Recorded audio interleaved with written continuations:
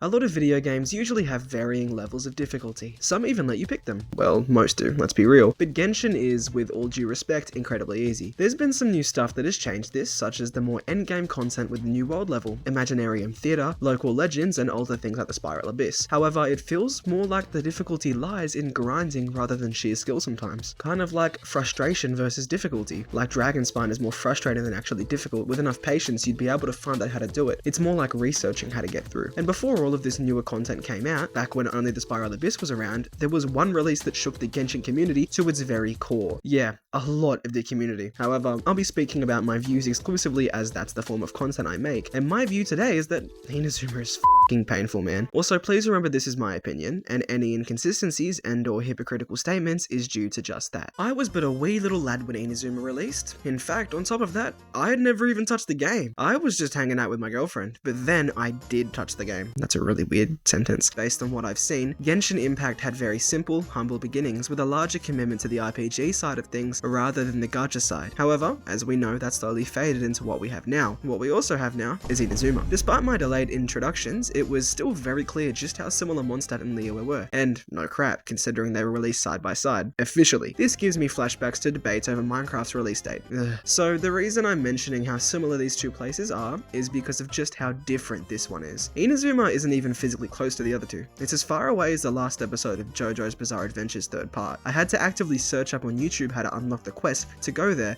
since for some reason it's more complicated than just finishing Liyue's Archon quests. I had to do some random story quest I think or something, and it was really awkward. Anyway, eventually I made it, coming to realize just how serious they were taking the storytelling here. I mean, they had a prologue for crying out loud. We've still never had another one of these since, and I wonder why. Well, regardless, the prologue was fun, bringing my expectations up for the next part of my adventure, and, well, it wasn't easy. A comment that I got around a year ago that still lives in my brain rent-free is that Inazuma is like swimming in a vat of battery acid, and it's very accurate to how I actually felt. Constant lightning strikes, stronger enemies, complicated puzzles, gatekeeping puzzles, more puzzles, even more puzzles, Oni Kabutos, though nothing beats the critters down in the desert. My point is, it was somewhat overwhelming. The jump from on-release nations to an expansive one was clear, with the focus shifting, quality shifting, for better or for worse, and most importantly, geography shifting. No more of the days of nations on the continent of Teyvat, but rather one that's across a whole damn ocean, yet still considered a part of the continent for some reason. I don't understand some of the developers' decisions at times like these, but oh well. At least we got that one cutscene in Act 2. I'll admit, despite the painfully difficult vibes of the nation, the novelty was so clear that I found it extremely cool. It was so different, needing to finish Act 1 to get to the other islands, and getting to other islands at all was something new. Like, there are boats in Genshin Impact. Normal now, but boy, I was mind blown. It seemed great until stuff happened. The Electro Nation attacked. Literally, it attacked me. Get comfortable, as I'm gonna complain for about 4 minutes straight now. It started when I realized how gatekeepy the puzzles are, like I said. Purple is the opposite of green and usually means toxic, so it adds up. Newer nations love to theme their puzzles around their respective elements, but usually have a secondary mechanic in a place to make them more accessible. A perfect example of this is the Dendrogrunner in Sumeru, allowing the player to do all sorts of Dendro-related puzzles without much hassle or serious requirements. The puzzles themselves are easy too. However, the desert is quite gatekeepy as well, requiring the player to do quests in order to unlock the tools needed to access certain machinery, so I get why you'd probably hate the desert. However, I hate Inazuma for the same reason. A lot of the puzzles require Electro, and the nation was clearly trying to experiment with things that went on to become staples of future nations, such as, once again, Sumeru, or even areas like Chenyu Vale, being the, if not one of the, first places to have placeables in puzzles. While simple, it was most definitely cool seeing the little electro crystals you could place down to connect the lasers between multiple crystals, being able to use electrified organisms as vertices for the lasers as well. The worst of it is the Electro Grunner, in my opinion. So my best friend just called me in the middle of recording. Very awkward.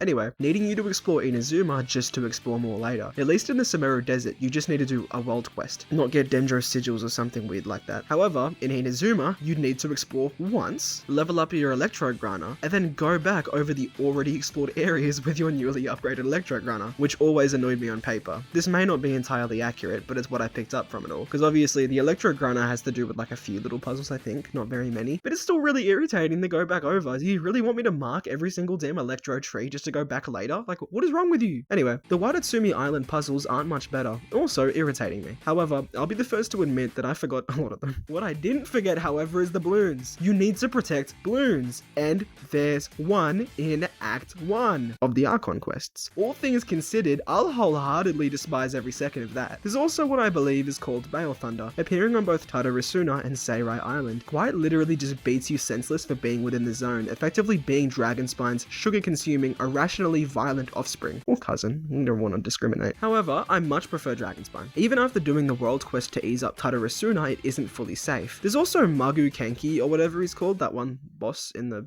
middle of nowhere, who's in a zone that is permanently raining. You need to do another quest to disable this raining, and if I remember correctly, there is a domain there that you need to disable as well to open the domain, but I might be tweaking, I have no idea. Now, I won't sit here and act like other nations don't do this too, with you needing to do world quests to ease up areas. However, Inazuma does it so much. Don't forget Surumi Island, which has a big fog mechanic, and even chests that only appear on certain days. I think it's like a 3-day cycle. Like, this nation is actually going to make me develop cramps just by thinking about it. The most tame place is Enkanomiya, being a calming, simple expansion to the map. I love Enkanomiya, and it's probably my favorite, or second favorite expansion, tied with Dragonspine. It's like if Inazuma was the middle child, right? Enkanomiya was the youngest child, and then Dragonspine's the oldest child. Like, the middle child, no one cares about him, okay? Don't forget the enemies too. Like I briefly hinted at earlier, there are tanky samurai and Ronins now. If you don't like that, just wait till you see the elemental samurai, as well as the countless new types of ruin machines that can screw you up, especially in the new boss fight that needs you to do a quest in order to unlock its teleporter, despite you being able to go there to begin with regardless. It was torturous realizing I couldn't get into it normally, man. It took me hours. I was watching a Mr. Beast video on my TV when I did that. I think one of the funniest little pains in the nation is the random little island with a domain in it. There's no teleporters there, and it just sits awkwardly between other main islands. So you need to take your boat all the way there, kill the big boys awaiting your arrival, and then unlock the domain, all without having to leave the island and come all the way back. It can just be overwhelming at times how much the nation hates you, not gonna lie. Also, there's mandatory story quests. You need to hang out with Yoimiya and Ayaka and watch her dance in her socks in the lake. I will say, Yoimiya is one that I still remember, but this is also one of the nations that you'll probably find yourself trying to rank up to continue playing through. So these extra quests are a questionable addition that prove how rushed the writing was. Also, the cliffs go outwards, so you usually can't climb up them like you can in the other nations. Oh my god, it's like Natlan. The thing with Natlan is you have Tapelosauruses. Mine's called Oily Boy. I'll never stop mentioning that. But Inazuma doesn't have that. It has Electrograna. I forgot to say, the sigils, right? The sigils that you use to travel, similar to the Dendro sigils, are just an objectively worse version of the Dendro sigils. Because with Dendro, you can do it whenever you want. But for some reason, the ones in Inazuma are gate-kept. You need to have Electrograna to be able to use them. Like, oh my god, it actually drives me insane. I literally hate this nation sometimes. It actually is giving me cramps right now. It's not actually giving me cramps. That was an exaggeration. Despite the amount of pain that can be brought up in this nation, I'm just making this video for fun. Being able to explore a variety of unique islands, bringing boats around, and destroying random wood platforms with hilichurls in the middle of the ocean is great fun in my eyes. However, the pain of the rest of the nation won't escape my conscience. The skill curve is crazy, and for Sumeru to go back on it is crazier, making it feel like a DLC that you sort of do need to go out of your way to unlock, not even halfway through the game. Its location physically on the map also really establishes this point. It's unique, cool, but very awkward, and most certainly painful. Really painful. Highlighted by how normal the nations before and after are, with Inazuma just being a little quirky, much like those animatronics at night. For every aggressive lightning strike, incomprehensibly tanky enemy, and awkward world quest, there's a beautiful landscape, much needed variety, and memorable adventures to be had. The place is painful, but still lovely nonetheless, sometimes. I've got no clue as to why this video exists. I just came up with it one day and wanted to talk about how painful it is. I think I started writing this script after I finished my Fontaine script because I wanted to keep writing stuff and I've been really productive recently. So just, you know, accept this. The enemy levels skyrocket, types skyrocket, puzzles skyrocket, and damn, even I skyrocket when I get struck by the lightning strike or come into contact with an electro barrier. Peace out, gang, and I'd like to say again that I appreciate the support.